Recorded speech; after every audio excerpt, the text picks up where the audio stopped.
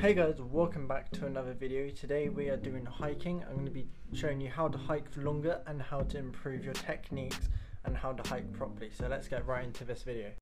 Okay, hey guys, so what we need for this, we need a hiking bench, we need a resistant band, we need some water, and we need a timer stopwatch. And what we're going to be doing is we're going to do 30 seconds at 40% hiking capacity, and then we're going to do 1 minute of hiking at 80% capacity, and we're going to alternate for 5 minutes, and then we're going to have a 2-minute break, and then we're going to repeat that 3 times. So to sail at to hike at 40%, we're going to be standing off our ankles, and our body is going to be roughly 90 degrees. And then to sail at 80%, we're going to slide to our middle of our feet. And then we don't want our feet to point like this. We don't want our feet to be dead flat. We want them in the middle. And we're going to be sailing at, we're going to be hiking at 120 degrees. And what we want to also try and do is reduce this gap to little as possible to make sure there's no gap. Because if there's a gap, and there's quite a big gap, that can cause quite a bit of stress on your knees. So you want to make that gap as small as possible. You don't want to put any more than 2 fingers underneath your leg. If you have more than 2 fingers underneath your legs are too loose, and then that can cause knee problems. So you want it less than 2 fingers to put underneath, and then you won't get any knee pain, but you should get thigh pain. This is what this exercise is for. It's to burn your leg muscles and to grow your leg muscles bigger and getting used to it. So let's get straight into it then. Right, so what we need to do first is we need to attach our resistant band to our end of our hiking bench, so we're going to do that first.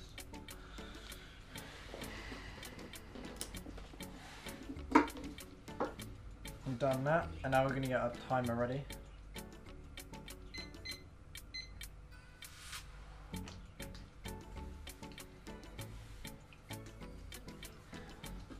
So we're going to do 30 seconds of 40%, and then we're going to do a minute of 80%, and then we're going to alternate. So let's get into this.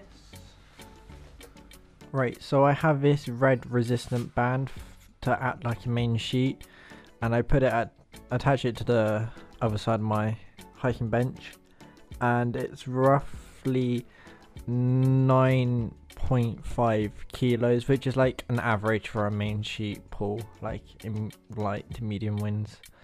And then for strong winds practice, you can up it to like a stronger resistant band, but that's what I like to keep it at. And so what I'm doing at the moment is roughly 30 seconds at 40%, as I say, and then a minute at 80%. And we do that for 5 minutes. I recommend starting with the 40% first and ending with the 40%, because that like builds your way in and then it like builds your way down. And also, before you do this, don't forget to do a warm-up, and after you've finished as well, don't forget to do a cool down to reduce the chances of you getting an injury. So do that.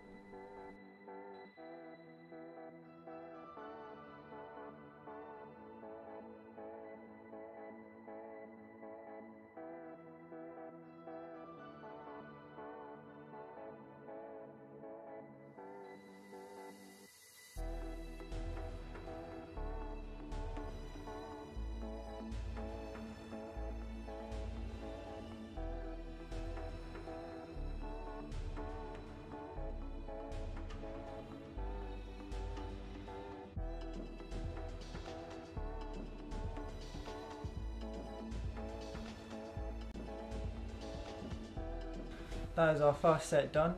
We have 2 more sets to go, and now we're on our 2-minute break. So when you're in your 2-minute break, walk around, loosen your legs up a little bit, because if you just stay still, your legs are going to start to cramp up. So yeah, and also don't forget to drink water.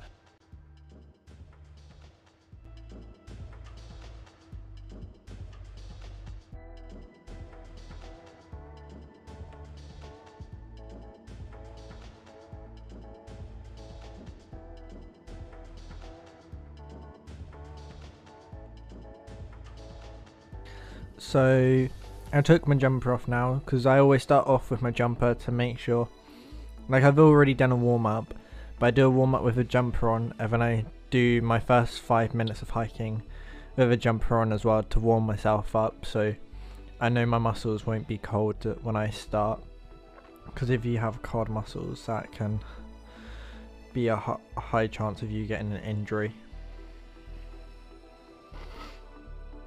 So here I changed my camera angle, but the reason is that this angle for like most of the video is because my camera overheated annoyingly, so yeah, sorry about that. But you can see where I attached my resistant band to as well. So as you can see, my feet aren't completely flat, but they're not pointed all the way up. They're like in a mutual position, so I don't cause extra pain that I don't need in my legs. And also when you're changing your position in the hiking bent, don't put your hands on the floor, because don't forget, when you're actually sailing there won't be a floor there, so you can't actually do that. So make sure your hands just touch the either the foot strap or the deck. So with my main sheeting, I'm doing it, pulling it once every second and pulling it back down 1 second, because you don't want to go too fast, because the faster you do it, the easier it is. So I said I was only going to do 3 sets. I kind of lied. I ended up doing 6 reps because I'm stuck in quarantine and I can't go sailing anyway, so I decided to do an extra 3 sets.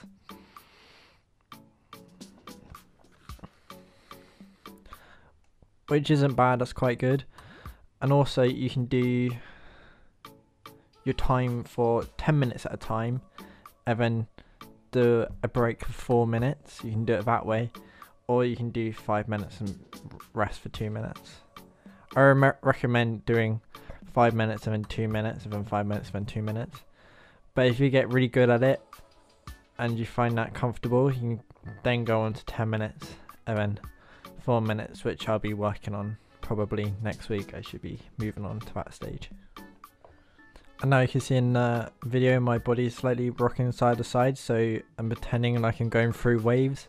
Only small waves, because I could practice big movements, but today I wasn't really focusing on big movements. I was focusing on small body movements side to side and main sheeting.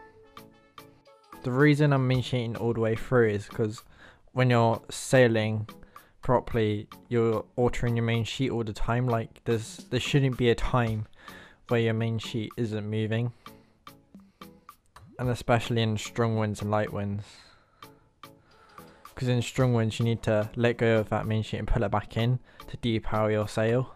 So, and then light winds, you're adjusting it all the time anyway to get the most power out of your boat. So that's why I'm putting my main sheet all the way through this.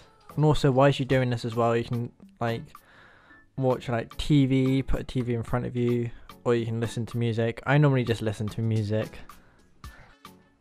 I don't normally watch like a little video in front of me, because I'll get distracted and I will forget what the times are. So that's why I only normally listen to music.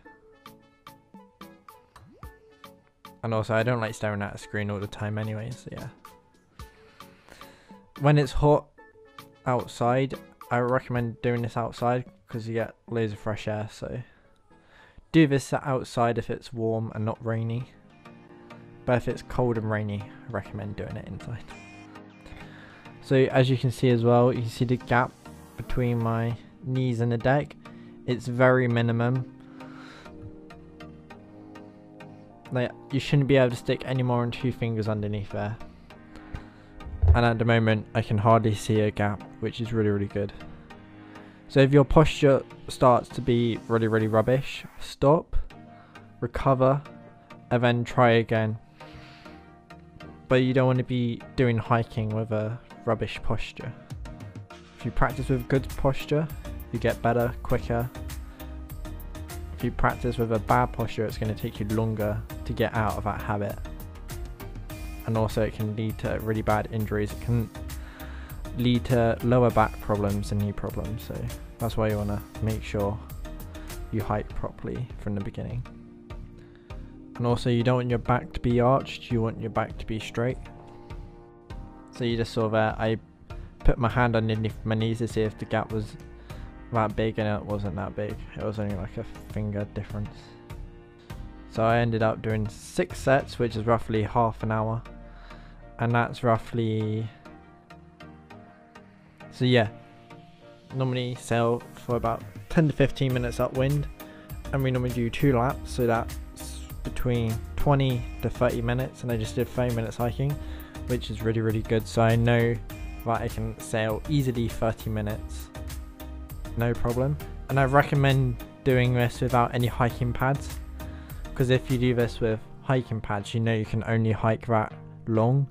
But if you do it without hiking pads and then you put your hiking pads on, you know you can hike a little bit longer, because the hiking pads help you hike for longer and it's less pain as well. So I recommend hiking without hiking pads.